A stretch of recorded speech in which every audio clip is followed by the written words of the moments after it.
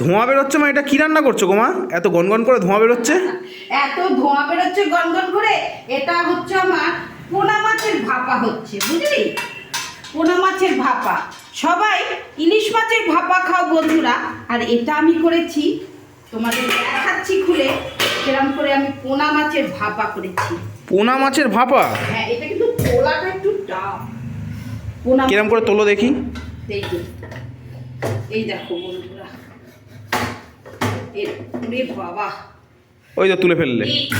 খুব টাফ না এটা তোলাটা। এই দেখো বন্ধুরা, এটা সরাই, দেখতে ভালো লাগছে না। ও তো হাওয়া পুরো এয়ারটাইট হয়ে গেছে। ওরে বাবা, না হলে হবে নাকি? এই দেখো বন্ধুরা, আরে সাবাস, এরকম তৈরি হয়ে গেছে আমার রুই মাছের ভাপা। রুই মাছের ভাপা। আর মাছটা পরিষ্কার লাগবে, দেখেছো বন্ধুরা কি অপূর্ব হয়েছে দেখতে। নাজুক নাজুক দিলে না তেলটা বেরিয়ে আসে। এই দেখো বন্ধুরা, সাইড দিকে দিকে তেলটা বেরিয়ে আসছে। এই রকম পোনা মাছের ভাপা করেছি আজকে বন্ধুরা।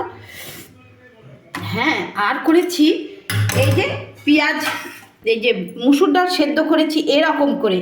আমরা সেদ্ধ মানে এই রকম, এর মধ্যে কাঁচা লঙ্কা, কিন্তু আজকে বন্ধুরা আমার কাঁচা লঙ্কা নেই।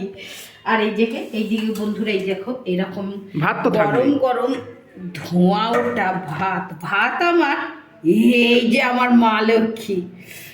ভাত হচ্ছে প্রধান, যত ভালোই রান্না হোক ভাত দিয়ে খাওয়ার মজা আলাদা। হ্যাঁ, রুটি দিয়ে খাওয়া যেতেই পারে, সবই যায়, কিন্তু ভাত দিয়ে একদম একদম জমে যাবে ভাত দিয়ে।